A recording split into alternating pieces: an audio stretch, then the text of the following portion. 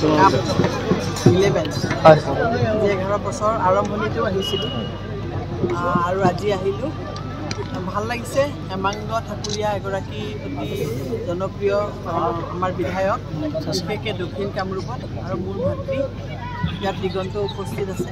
মাতৃ পিতৃক সন্মান আমি কেনেকৈ জনাব পাৰোঁ তেওঁলোকৰ পৰা শিকা উচিত। মই এনেও প্ৰেক্টিকেলি দেখিছোঁ মানে মাক আৰু দেউতাকক ইমান সন্মান কৰে। হয়তো আজিৰ দিনত এইটো এটা তেওঁলোকে উদাহৰণ, আৰু তাৰে এটা উদাহৰণ হিচাপে ইয়াত এই খেলখন 11 বছৰে চলাই আছে।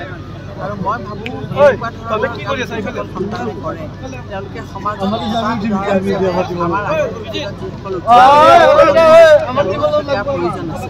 আৰু এইখিনি কথা আজি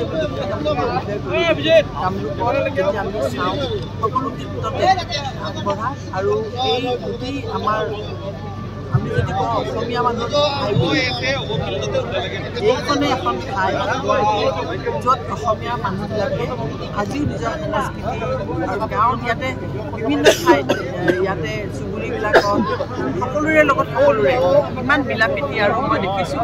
আৰু ইয়াত মানে বহুত সংস্কৃতি আছে। এনেকুৱা ধৰণৰ মানে আমি দেখিছোঁ গুৱাহাটীত আজি আমাৰ সমাজ এখন নোহোৱা হৈ গ'ল, কিন্তু এই খেলৰ মাজেদি তেওঁলোকে গোটেই মানুহখিনিক বান্ধিবলৈ চেষ্টা কৰিছে। ইয়াত সকলোবোৰ ৰাইজে, ইয়াত কোনো শত্ৰু নাই, সকলো বন্ধু।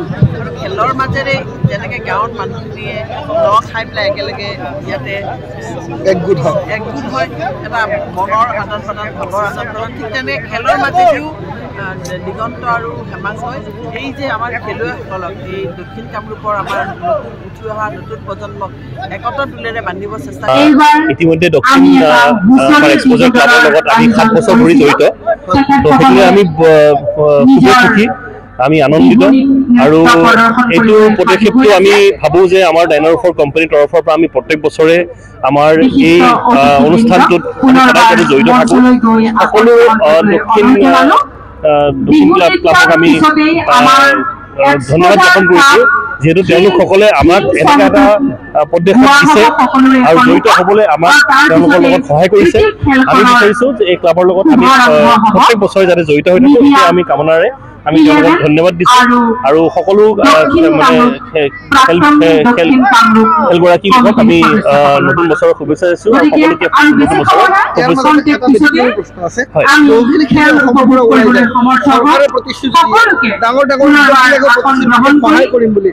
সকলো ফুটুকাৰ ফেনত পৰিণত নকৰে। আমি নহয়, তেনেকুৱা নহয়। আমাৰ নৰ্থ ইষ্ট অঞ্চলত আমি সদায় সাজু। নৰ্থ ইষ্ট অঞ্চলৰ আৰু আমাৰ বিশেষকৈ আমাৰ কামৰূপ জিলাক লৈ পেলাই আমাৰ যিখিনি যিগৰাকী আমাৰ ছাত্ৰ ছাত্ৰী আছে তেওঁলোকক সদায় আমি প্ৰোৎসাহন দিওঁ। ইতিমধ্যে যোৱা বছৰ আমি আমাৰ এনুৱেল কনফাৰেঞ্চতো আমি ইউথ আইকন যিখিনি আমাৰ কামৰূপ অঞ্চলত ইউথ আইকনখিনি আছে তাহাঁতক আমি আমাৰ মঞ্চলৈ মাতি আনি তাহাঁতক আমি বঁটা বিতৰণি কৰিছোঁ।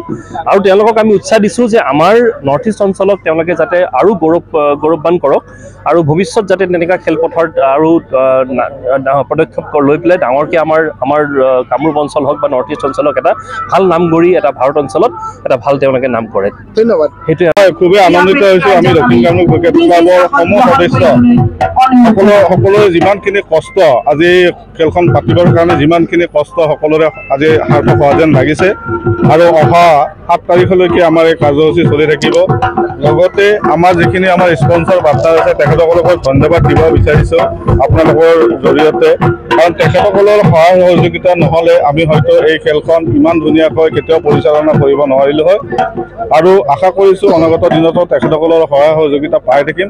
লগতে আমাৰ দক্ষিণ কামৰূপ অঞ্চলৰ তথা আমাৰ গোটেই অসমৰ বিভিন্ন ঠাইৰ পৰা অহা আমাৰ যিটো জনসাধাৰণ এই খেলপ্ৰেমীসকল তেখেতসকলে যিটো সঁহাৰি আমাক জনায় এই খেলখন, তেখেতসকলৰ এই সঁহাৰিতে আমি আৰু উৎসাহ পাওঁ যে আমি আকৌ এই খেলখন পাতিম। কাৰণ আপোনালোকৰ সঁহাৰি অবিহনে আমাৰ দক্ষিণ কামৰূপ ক্ৰিকেট ক্লাবে এইখন খেল পতাটো ইমান সহজ নহয়। আমি আশা কৰিছোঁ আপোনালোকৰ বিপুল সহায়। আমাৰ এই খেলখনত প্ৰথম পুৰস্কাৰ হিচাপে আমাৰ সকলোৰে মৰমৰ আৰু সন্মানীয় বিধায়ক হেমেন্দ্ৰ ঠাকুৰ ডাঙৰীয়াই প্ৰদান কৰিছে। তেখেতৰ তেখেতৰ পিতৃৰ সহৰণত আৰু দ্বিতীয় পুৰস্কাৰ আমাৰ স্থানীয় ৰাজীৱ নাথ ডাঙৰীয়াই প্ৰদান কৰিছে 50,000 টকা।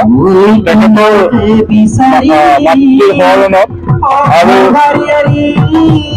তৃতীয় পুৰস্কাৰ প্ৰদান কৰিছে নগেন্দ্ৰনাথ হালৈ ডাঙৰীয়া আৰু চিৰিজটো প্ৰদান কৰিছে আমাৰ দক্ষিণ কামৰূপ ক্ৰিকেট ক্লাবৰ সভাপতি জিতেন্দ্ৰনাথ দাস ডাঙৰীয়া তেখেতৰ পিতৃ সহৰণত।